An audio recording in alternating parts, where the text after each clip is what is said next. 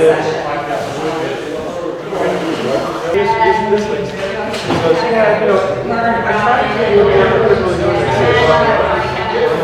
am Bob Pacini. I have been turning for about 25 years. I am the president of the Central New England Woodturners, and it's been a very interesting year now that we're back off COVID restrictions and we can resume our regular meeting schedule.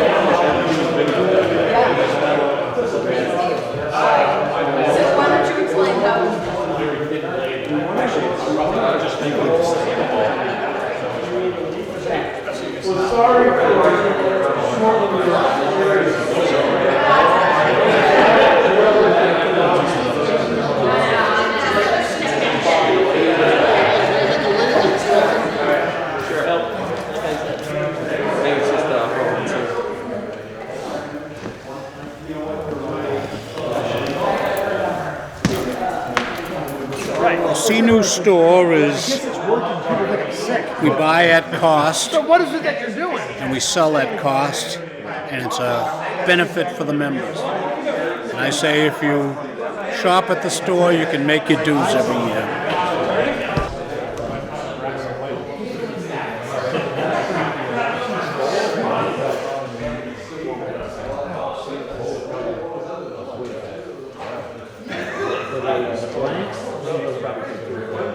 Prior to the meeting, we do a learn and turn segment where turners can actually get on a lathe and do a small project for about an hour, hour and a half prior to the meeting.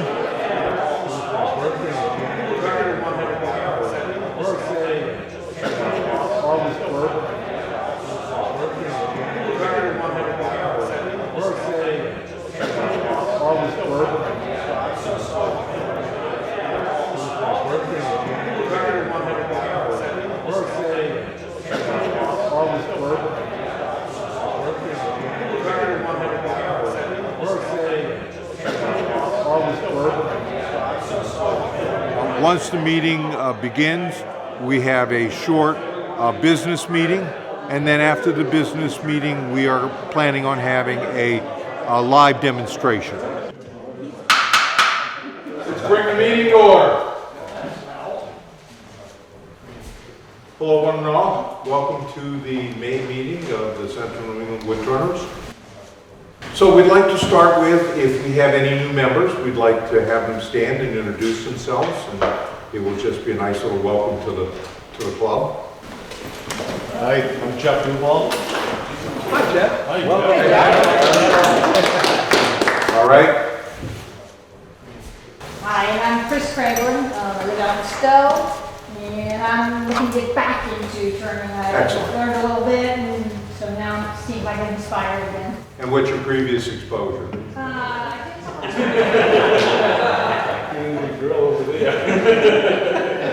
All right, so I think that will conclude the business end of this meeting. We have Roland, I'm sorry, for a demonstration. So we're basically going to take 5 minutes to let them get set up, but please maintain, some order so that we're not, killing a lot of time. If you want to go back and look at wood for the wood raffle, you can do that, but we're basically looking at 5 minutes. All right? So that live demonstration usually comes from members of the club. We've also had guest lecturers come and do demonstrations.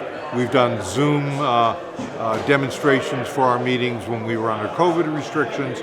But at this juncture, we're trying to get back into live demonstrations.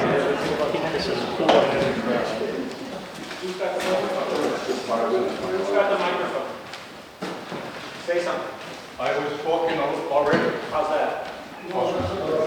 Louder. Okay, can you hear me now? Not now?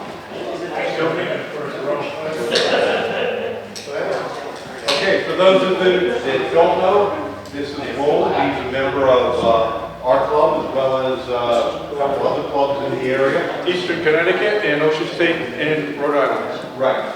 So he will be demonstrating today. Let's, Actually do representing, his thing. I'm actually representing Rhode Island and not this club, because by being a representative of another club, I'm in an invitation here, and the flat rate is 150. That's how that works. So what I'm going to show you is, this is how I like to do my bowls. All my bowls, I always go out of my way to make sure this is in the center. If you don't, this could be up here, it could be over there. But I make sure that this is always in the center. If you look at my bowls there, if you watch me on Facebook, you'll see the center is always in the middle. It could be off a little bit, but it's not way off, so it becomes a distraction. The other thing I try to do is make sure that this is level. Because if it's like this, then it doesn't look so good. But if you got this somewhat level, it can be off a little bit, that works good. The other thing I try to do is, this should be kind of level. So you want this sort of be, this sort of be, and this definitely should be in the middle. This stays in the middle, and sometimes the log won't cooperate. Sometimes this is going to be up high, but this will be low, but you'll still have a really pretty bowl if this is in the center. So as long as you keep the center, your hot wood in the center of your bowl, it usually comes out looking really good. And the other thing is how I do that. This is nice because this actually shows you. So here's the pith, and the pith is almost never in the middle of your log. So if you go use a log and you go cut it, chances are you're not going to have it in the center. Once in 100 times you might get lucky and say, wow, that was good. Well, how that happened? And this is what I do. I always measure first before I cut my log. I'll measure, I'll find out where that pith is, and then I'll cut it across this way. Because you look at it, so well, God, if I cut it this way, I got a nice log, a nice bowl on both sides. But I'd rather give up a little bit of wood to have a nice balanced bowl. And that's what I try to do. And so that's pretty much how I approach my log before I use the chainsaw. Before I use the chainsaw, I'll go to the butt end of my log, I've got a piece of chalk, and I'll mark that out and try to find out where it's supposed to be, so I have an idea what I'm going to get after I cut that log. And that's how I do it. And you can do it any way you want. But that's how I do it, and I'm happy with, most of the time I'm happy with my results. Some of the time, it doesn't work so good. Okay, this is two halves of the same log. And basically, I cut it in half. So this is one side, this is the shortest. So this is just supposed to show you can do different forms with the same amount of wood. Except this one, the reason why this is the short was this one had a lot of checks over here. So I just get rid of the checks and you still have a nice bowl. And again, the center's in the middle, right where it belongs. And this is just crap I was just trying to do today. And the idea is to be able to cut these and not have all tear out. It's the tear outs that take forever because you're just tearing out so much wood. It's just really hard to get rid of tear out. But those little ridges, you can see little ridges here. Maybe you can, I don't know, because everything's behind me. But I do know that there's some little ridges here. This side, none. So I just sanded this nice. I sanded that nice, just to show. And then this one here, I got a little bit of tear out here, but I got 2 knots in the bottom. So there's a limit to what you can do. If the wood really wants to be a pain, sorry, you'll leave it. But it's not as bad as it could be. And I should have sharpened my tool before I hit that. And this is the piece that I cut today. I cut this one today. The pith is here. I managed to find a fairly nice line. And I'm going to go after the thinner part. So it'll take less time for me to make you a bowl. Practice, practice, practice. So important. That's why, 25, 30 of these, I'm doing these like I know what I'm doing. But then I went to that stupid symposium and realized I'm not that awesome. But I'm going to go after this one. Again, the pith is right here. My hotwood is, I got nice balanced hotwood. And now I'm going to show you how I line this up and mount it and get going. I like to find that center. As close as I can, so I'm pretty close right there, that's the center. Now I like to get the center of this part. And now I know there's my bowl right here. Just a little tap that. Open that up.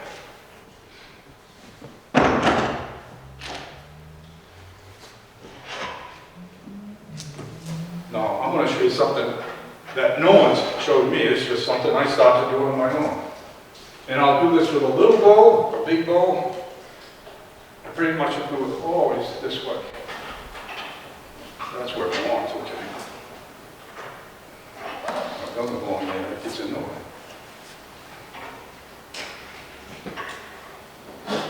Give that a little crank. I can see it's already off. So what I do now is I know where the pith is, and then I just make sure that I want to line that up. Now I make sure my top is going to be level. And that's nice. And then I go to where my hot wood is, because that's the other part. You want to make sure sometimes the hot wood's not the same. So then you have to compromise. A little bit of hot wood, a little bit of tops. You know, so you just want to make sure, if you get it so it's sort of nice, it'll be nice.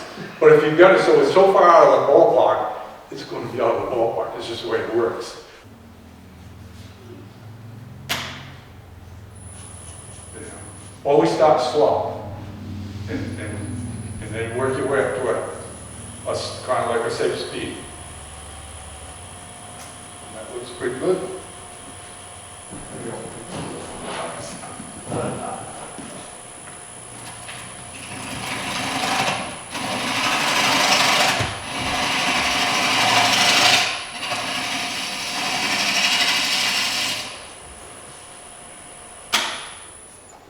Right now, if this wasn't level, I could be moving this back and forth. So I want to make sure that this looks kind of level. If this looks kind of level, then this is all going to come out good. But sometimes it doesn't fall just where I want it, and so I can move it back and forth. As long as it's between centers, I can move it back and forth. If I put a faceplate on it, I got to live with whatever it is that faceplate says. This is what you got. Are you using a point in your life center, or is that just a cup? Oh, there's a point. I got a point. No, there's no cup on this one. This is. On the Oh, there's a point there too. I got a point on. I use a point. Some people just like using the cup. I like to use a point on both sides. Just me. And I'm doing the same thing. You crank it back and forth. As long as it's between centers, I can keep moving it. We'll slow it down again. Bring up my speed.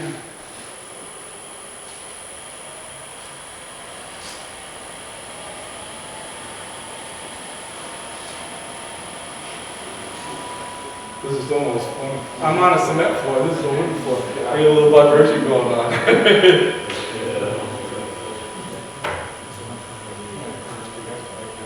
And again, I can always come from the backside, sneak my way out. A lot of people want to come right out here and start hitting. And what are you doing? You're just hitting that end grain. It just beats the crap out of you. If you come over here, I know I want to go in that direction. I know this is my bevel. You know, so I just bring my bevel up to it. And now I can just come back up with it.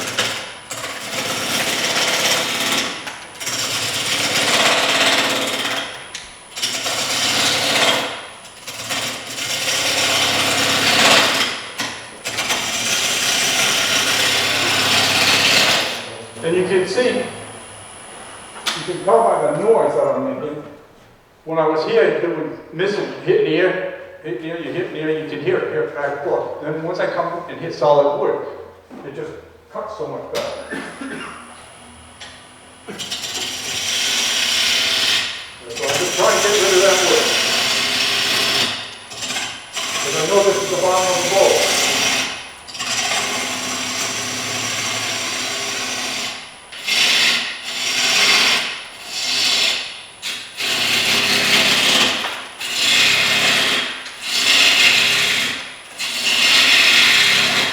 And you see how I'm moving? See, I'm going like this, and then I swing it back onto the bevel. I get here, I get my cut going, and then I bring it back to the bevel, and I just walk it through.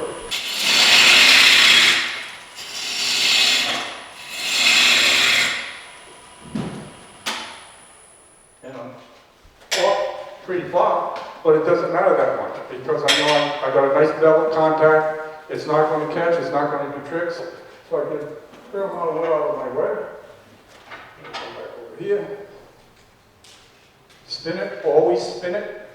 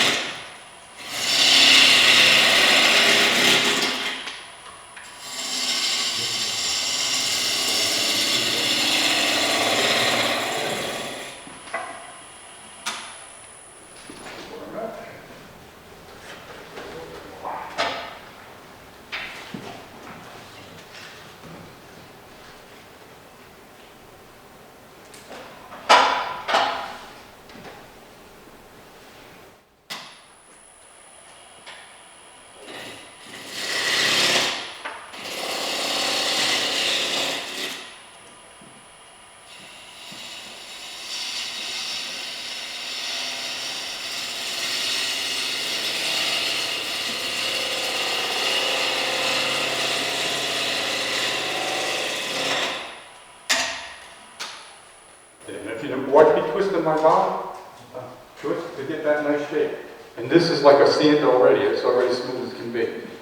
Because I'm running that pedal, walking it around, and using contact with my body in nice fluid motion.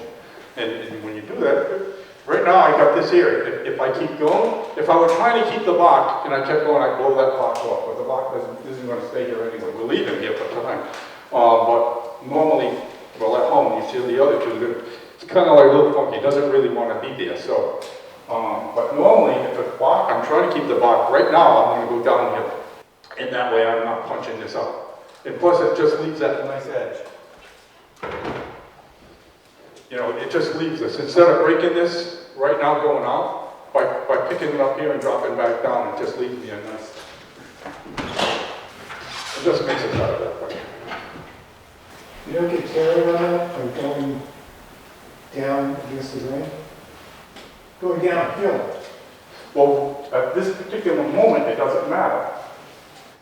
And you'll see, because I'm just trying to break through. And then once I'm broken through, now I can come back up. Because now I got a nice surface to follow all the way through. And then if I want, I can still go back downhill. As long as I realize I'm taking fine cuts. Now I can start up here and end here, as long as I'm going nice and smooth. Just if I'm trying to do like this and just throw wood all over the place, I'm going to tear the crap out of it. But if I can come and just try to look at it, because I'm looking at my shape, watching the form, as long as I'm doing that, I can go in either direction until I do my final cut.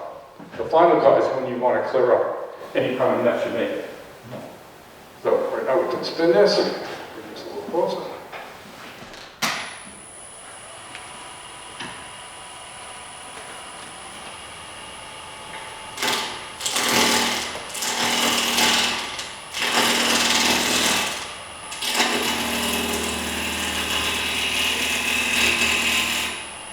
And believe it or not, so now I'm just watching and making sure. So I got to take a little bit more off. And basically what I'm trying to do is get this cleaned up.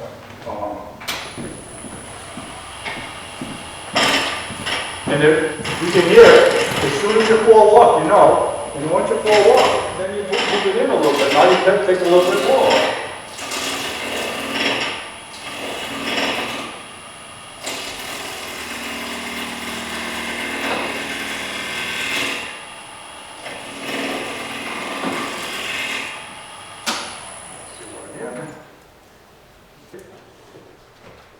And I like to do my bowls with this shape, dropping down. Instead of going straight up, I don't want a straight wall. I like to have this ear dropping out a little bit and have a little roll come back and nice round belly and going back down to the foot. That's how I like to do my bowls. Now the pith is still right here, but my tendon is going to come here. My bottom's going to come here. And by the time this is all done, the pith is going to be gone. So it's just fine. You know, so you can have a little bit of pith down in your tendon area. That's fine. I do that a lot. But you don't want to have a pith over here someplace because that's just asking for a problem.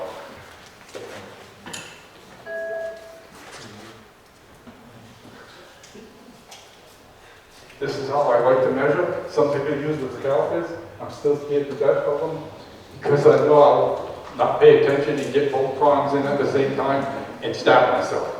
I just know that's going to happen. I'm not in that big a hurry. I can just use these. I don't change the dimension. It just stays that way all the time.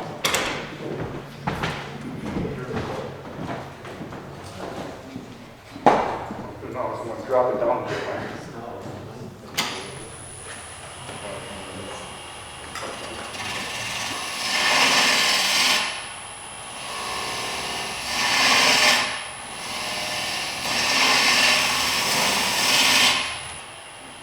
Is that they detail gouge, nice little point to it.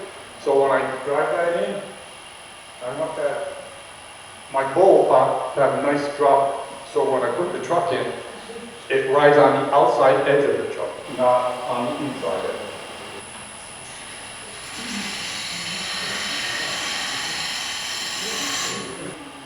When I first started to do these, that would take me an hour to make that tendon.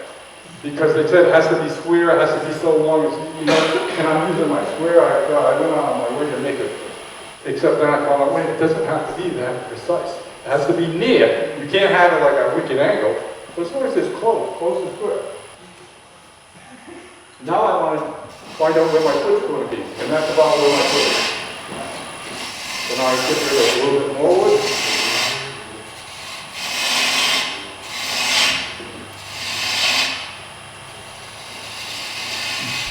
And now I can decide what my bowl is going to look like.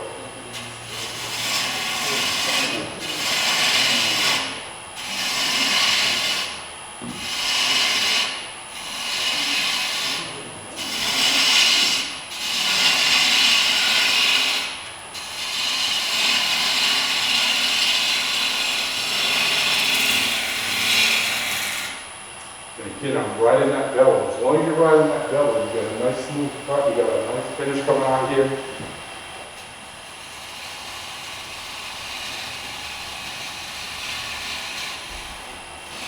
Yeah, nice shot going. I like to come and that sweep around.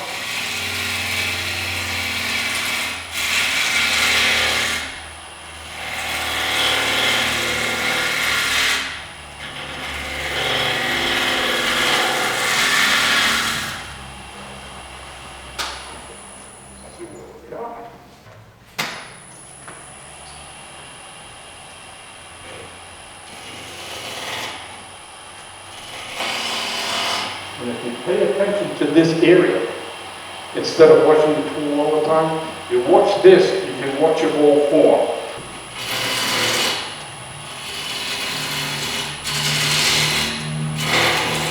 I can still remember Jimmy Kimmel looking at me like, because I said, are you sure? I doubted it, because the demo I just came from said the opposite. So basically here I am, so I know where I'm from. Let's get this out.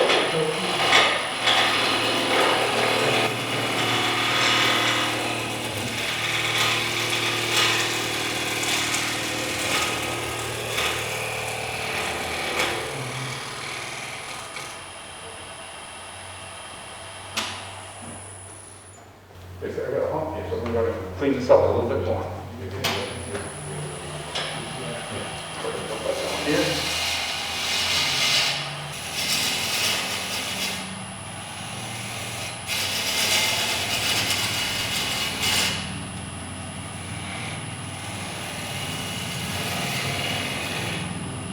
One of the things that's neat about this is I can stop and go anytime I want, because I'm always going to have that shoulder there to go back to. I know exactly, and as long as I'm using my bevel, I'm not going to go below that shoulder. You know, as long as the bevel is nothing happens. So I can bring the bevel and bring that up to that shoulder, and that's going to cut. And I can see it cut because I'm looking at it right there.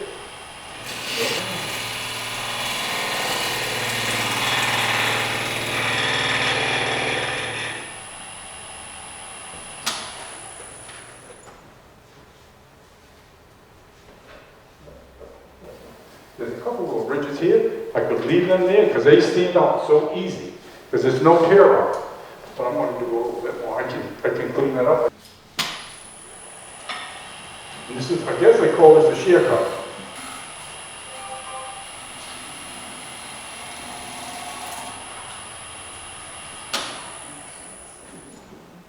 It's so smooth right now. And but I do that before? No. Would I do it because I went to that symposium? No, I did it before. I made a lot of these, but there's a whole bunch I did, and I stayed in like forever. But then occasionally you start saying, "Wow, if I do it like this, this happens." So I got a thing here. There's a little thing here, but we're not going to worry about this right here. This one's really good. And so I got a nice little thing here. I want to clean this. I want that to be a little round. I want the bottom.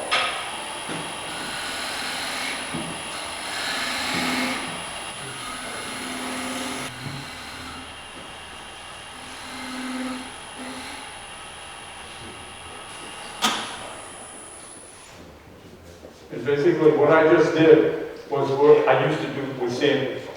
You know, start with 60 grit, 80 grit, and then go on up. And right now that's really nice. So my bed is done. I got an idea where the foot's going to be, so now we can. And the other thing is, if you're learning this, you want to have a nice flow from top to bottom. You know, I was showing a girl the other day, she was coming over to the shop, showing me her bowls. And they're nice, but I said, well, they're dog bowls. And the dog loves them. There's nothing wrong with the dog bowl, except it's a straight wall down and a straight bottom. That's basically what a dog bowl looks like. They're easy to make in ceramics, that's why. It's got nothing to do with the dog, but they're easy to make. They're harder to make with wood on a lathe.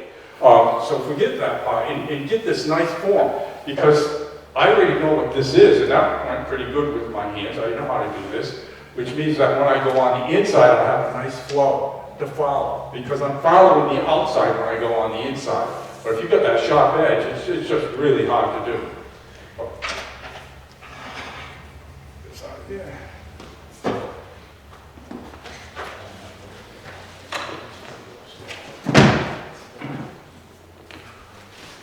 I have a cabinet at home, a bunch of drawers, and it's right there, and it fills up just like that box there. I keep it, it's supposed to close those drawers. But not all of them, I'm going to come in here and there's over that box.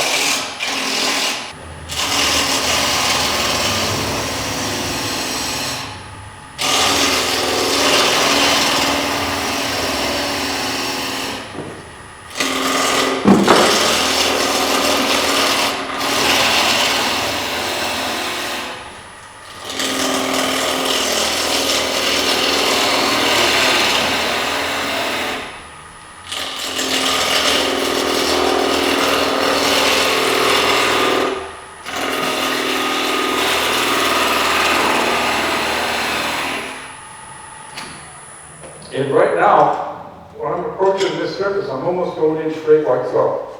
I'm just trying to tip some wood, get a bite. And as soon as I get to this point, now I can roll it over. You know, so I approach it like this. By the time I get to this shoulder right here, I'm at this angle. So I start like this and I swing it all the way over.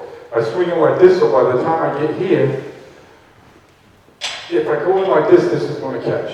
So if I spin it over, I don't have to worry about catches. And now I'm just getting rid of wood, and it didn't matter, just let's get rid of some of this crap. Now I got all those shoulders, now I can come back here. So into that shoulder, while into that shoulder, into the shoulder. While into get the wood out of the way. I got a nice shoulder I can go into. Go back into that shoulder.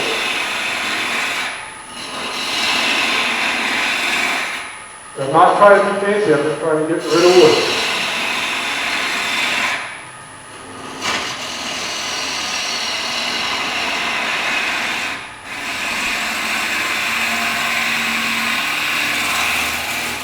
And I'm pulling that at this angle. You know, so basically I'm like so. So I'm pulling this in. So I can't get a catch. As long as it's like this, and if I do, it's just a tiny one. I won't even notice it. And that's why I can pull that out and get rid of all that wood.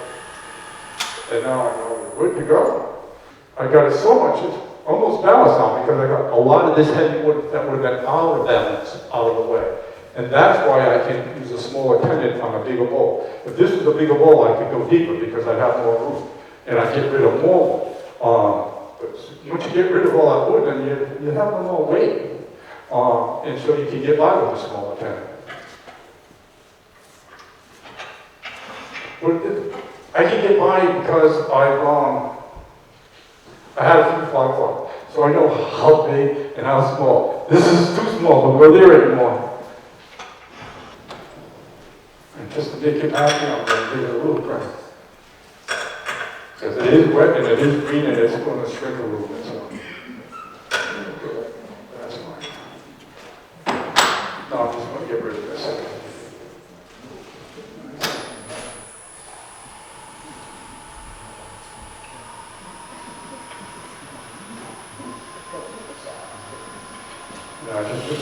No, I'm just going to run this down.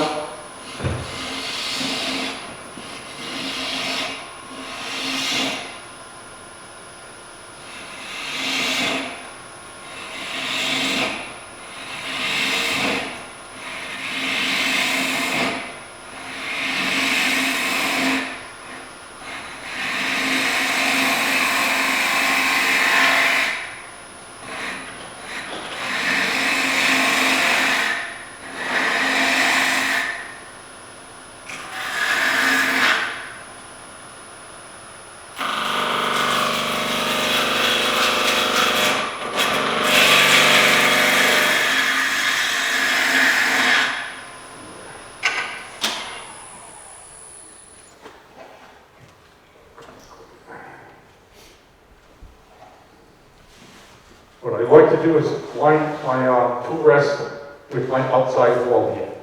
So that way I got something to gauge my tool by. So as long as this and this are around the same plane, it makes it so much easier.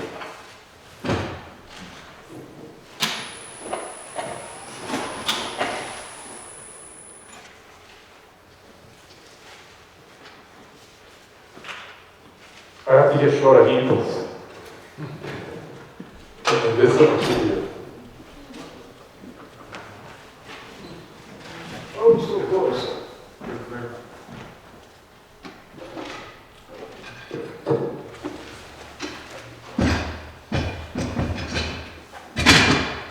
Okay, now I want to determine my wall thickness.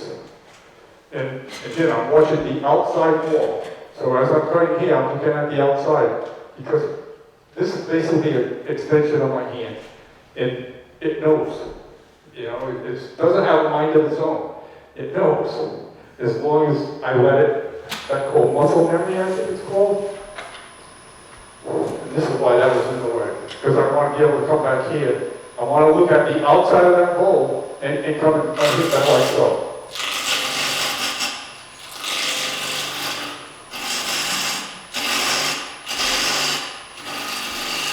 And I'm going straight in. I can go straight in because I'm not going to roll. So all I'm doing is getting that ear, the thickness of my ear right now. And once I get that thickness done, the rest of it's going to be the same. And you can actually look and say, okay, this is already too thick, so I don't even have to measure. I know that's a little bit, but this is my wall thickness is right here. That's what I want, and that's going to go through the whole bowl. And so, you know, as long as I come back here,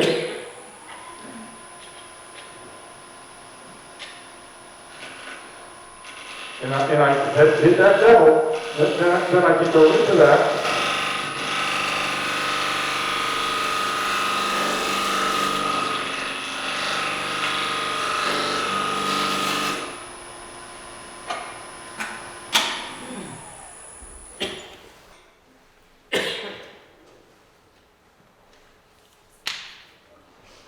I like these to be a little wider than my thickness.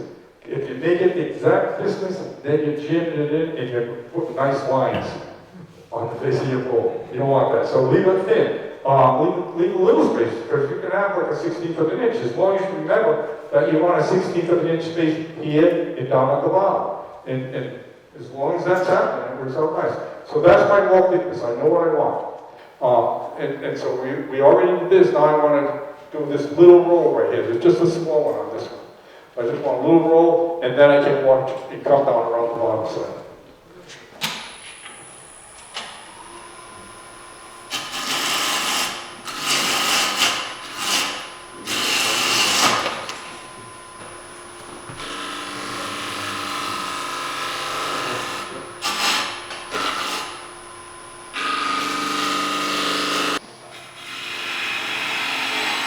Now I'm just getting rid of some of that one again.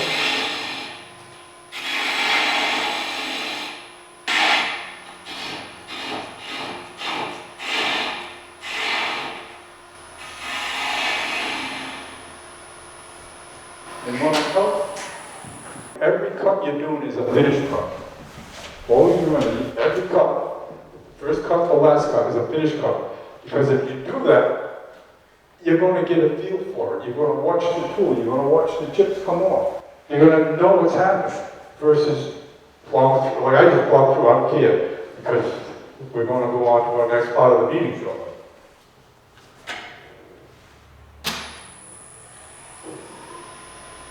Now, because I got rid of all that wood, now I can go back to a finished cut.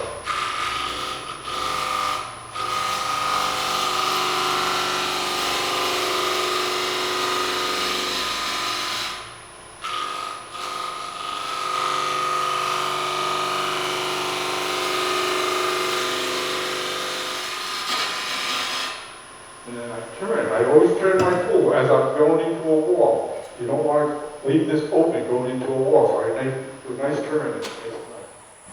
Take the time to see. I'm a little thick here, I can tell that because this is wide, so I can get rid of a little bit more, so I want to go in that way a little bit more.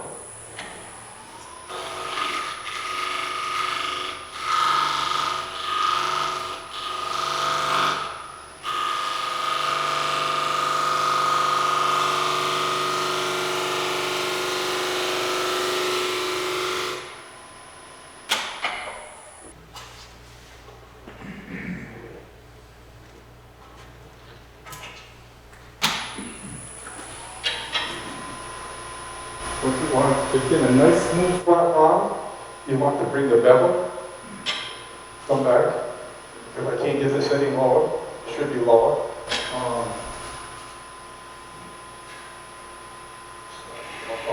And it's not because of my height, it's just that this tool rest does not drop. It should be able to drop another quarter of an inch. And then I could just go like so. But what you want to do is catch that bevel. And just ride that hook. And come back. I got a shoulder back here.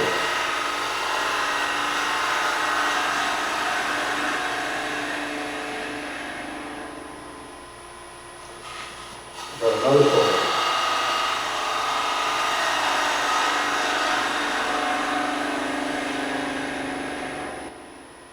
And remember, when you get to the middle of the bowl, it's not spinning. The middle doesn't move. So you don't want to pretend you want to jump into it. Take your time when you get there. I still have a nice shoulder right here. I can still go back here. I can bring my bevel once again. You know, my bevel's riding on that outside part of my bowl. Then I can come back, find it. Found that little shoulder that I had.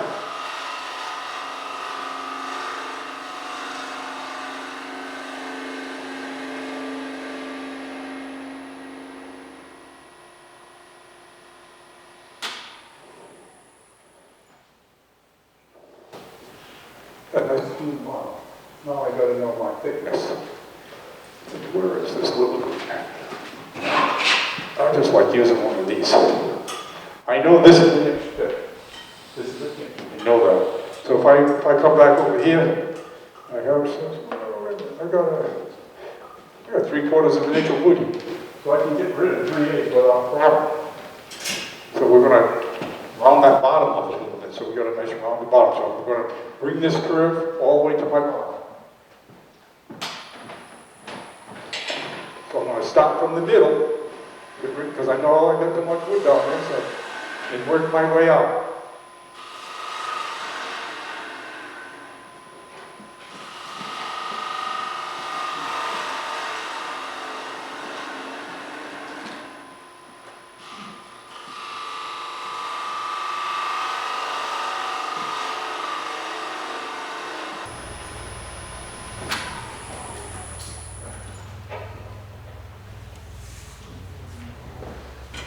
I just got a little shoulder right here.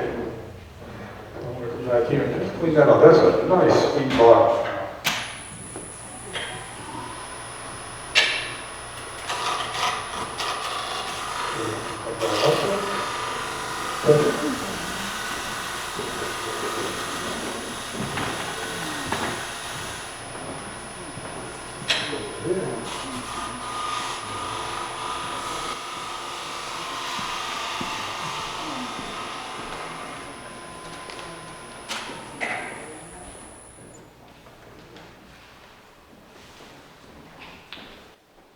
I don't even need a scraper right now. That's a nice little bottom. You know, the transition here is nice. You know, but basically, I'm happy with the bottom of this bowl right now. If I was really, oh my God, I'm going to take a little bit more up, but I'm not going to do that. I'm going to be happy with it. This spot. You get a nice, so when you come and say, oh, wow, you're all right, you hold your nose here up, this looks really good. Look at this, screw it up. No, you pointed out to me. What kind of mess is this? That's where you always get in trouble with that. Now, I'll show you how I take the tenant. You know, and again, you've seen this you'd be sanding this now. I would have sanded this before I took it out, get this all cleaned up. I would have sanded this before I turned it around. And so basically this is pretty much be a done bowl. I got a block of wood that I use for this. I always put it in the same place, between 1 and 4. You can put it between 3 and 4 if you want. Anywhere you want, as long as wherever you put it is the same place all the time. And you'll find out is those drawers that Clint done this, they have a place. And they meet every time in the same place. And then you just give it a little time. And I never have to trim this up. It's always the way it's supposed to be.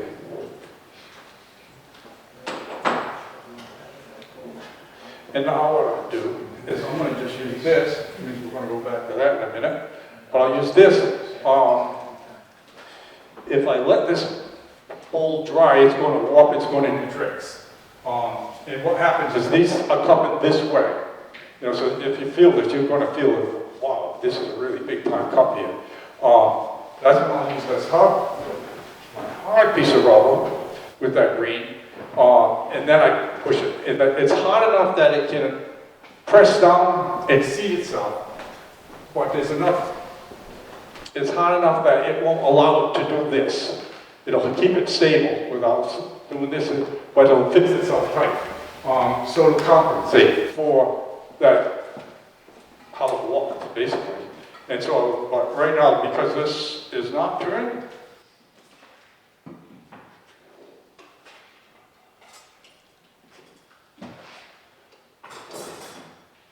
and I think we have to move that a little bit, right?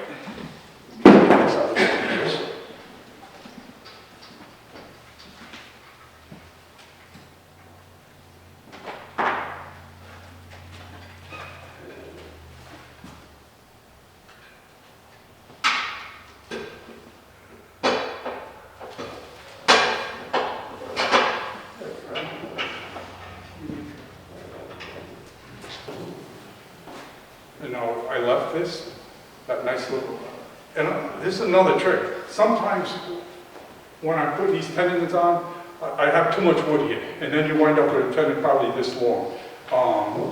And you don't want that, especially at the end. So what I'll do, I'll show you real quick. We're going to pretend this is too long, right? I want to get rid of that. So let's just clean this up.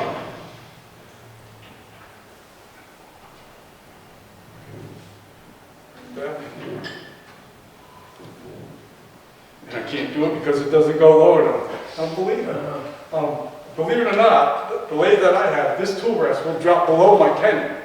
And then I'll just bring it up tight against that tenon and lock it in place, and then I can cut off the excess. And again, I reduced that already, and so now I got a nub about this big, but I can reduce that, and because this is jammed up against my tool rest, I cut that, bring this back in, tighten it up again, and I'm always on center. I don't lose my center. If you take it off and cut it, and now you got to find it again. It's really hard sometimes to find that center, but that's how I do it, and it feels safe for me. It always works for me. And I use a nasty saw instead of one of those nice fine saws. It's just like, who cares? Because I'm just going to drive that center back in. So that way I have a tenon. I always want that tenon to be just like this, a nice flat surface. And that way I can always find them. You want it to seat back in that same cup. There's a cup right there. Is if you keep it in that cup, it stays where it belongs. If you go outside the cup, and you'll see there's a black line. There's always that black line where the cup was. And it's going to wobble like that. So now what I want to do is, so I got my foot right there. I'm happy with that. Now I'm just getting rid of that tenon.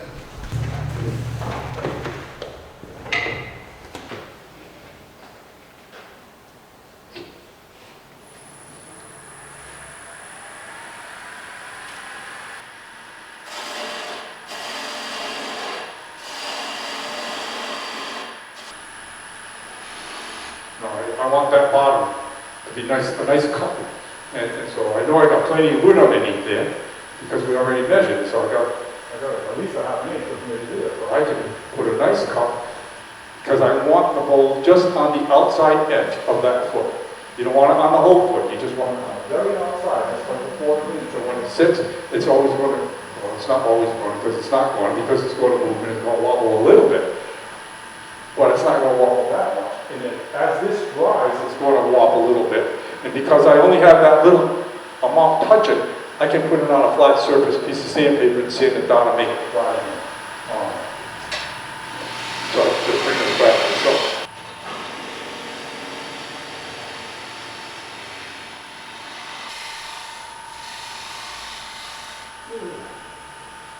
nice and flat. Get back to my detail. If I can cut that off if I want with this, my saw right now, but I can still get rid of it. Let's get rid of it a little bit more. I did a demo in Eastern Connecticut and I was doing this. And that's it. But I didn't have my saw with me, so I was trying to make it really small so I could just knock it off with a chisel. I didn't have to knock it off with a chisel because it flew. And I said, that's not what you do. That's not how it's done.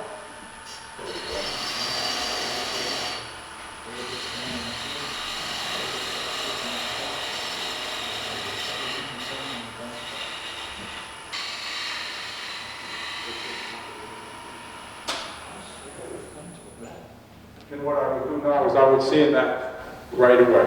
Get that nice and sanded, get it all cleaned up. I got a little scraper. I got two scrapers though. Look at it, we didn't need them. This one here, sometimes if I don't get that little curve nice, I can just go in here with this here. Just clean that out because I want that transition to be smooth. You don't want a big little hump there. You don't want anything there. You want a nice smooth finish. I think you want. Maybe you don't. Maybe some people say, I don't care about that crap. I just want to make a bowl. And some people buy a bowl and they say, I don't care about that crap. I just want to buy a bowl. I want to pay $10 for that bowl.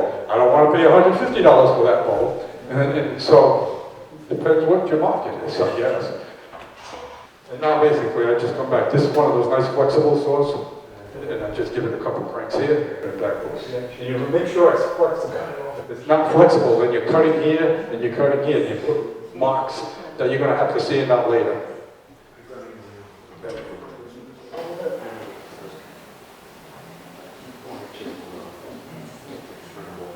And then that's it.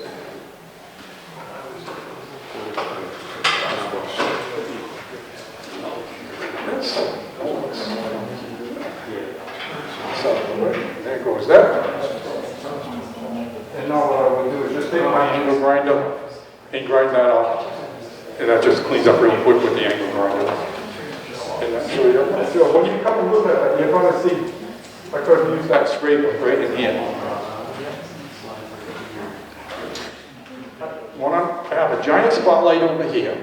I have another big spotlight over here. And I have another spotlight over here. Plus my room is lit up like the sun is in there.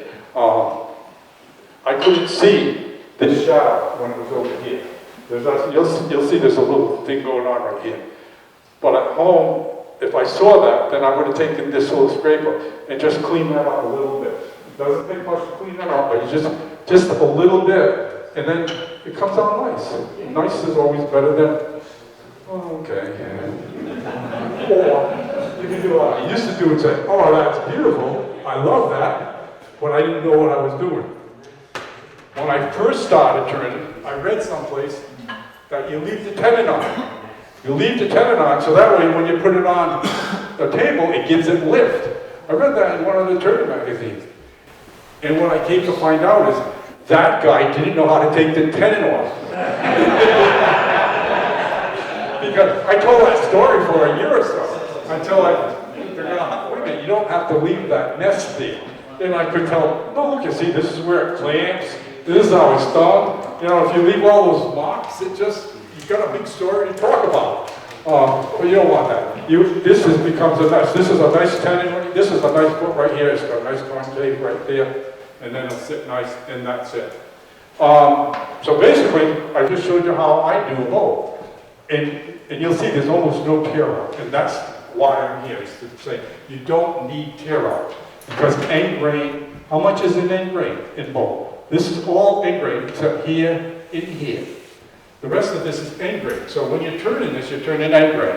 And so if you plow into it, you're going to tear it out. If you do nice finesse cuts, if you have nice sharp tool, it comes out nice.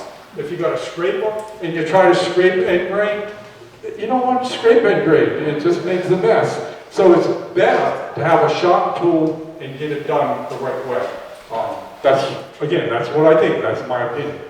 And you can do what you want with it, because I'm done.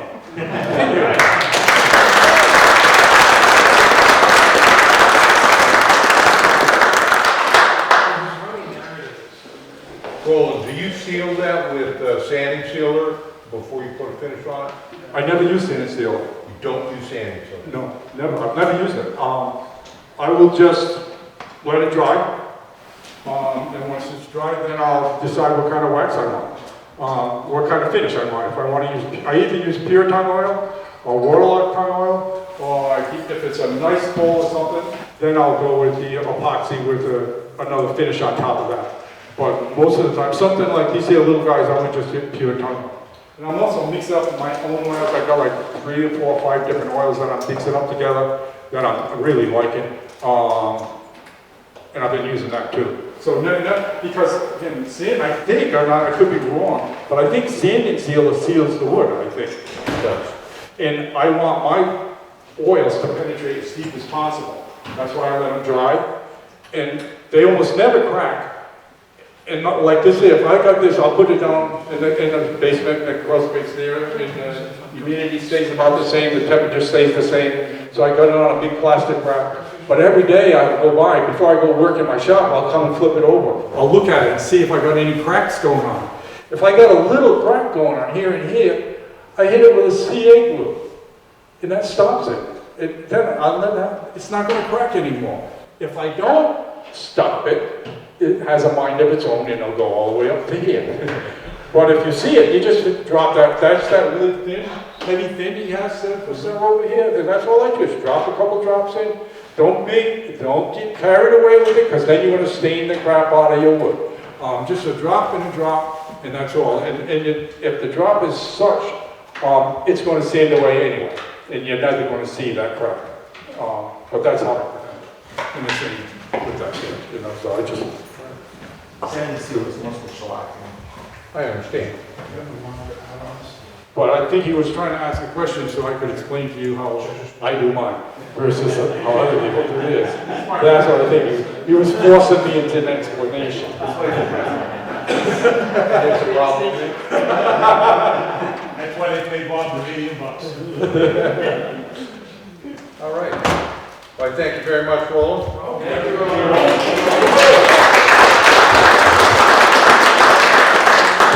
After the live demonstrations, we have 2 final phases. One is a show and tell, where people bring in their finished products, and those products are discussed and presented to the members just to check it out, as well as members bring in raw lumber that we put in the back and have a raffle for that allows us to disseminate some wood products that people might not be able to get a hold of. That also goes for, we have the access to wood from the Arnold Arboretum, and they do an annual show.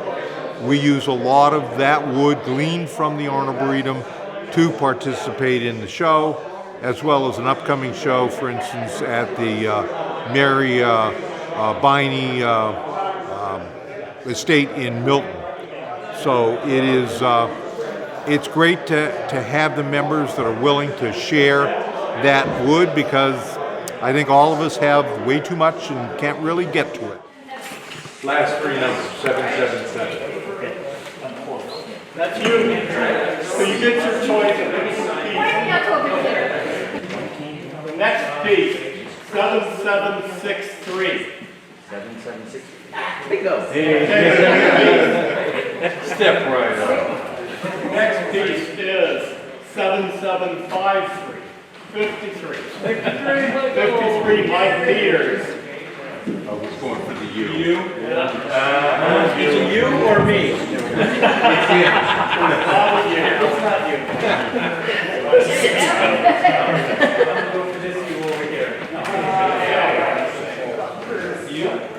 7761. Okay. Would they want to put them up store? So it's a situation where this way you may see wood that you don't find otherwise, or wood that just adds to your technique.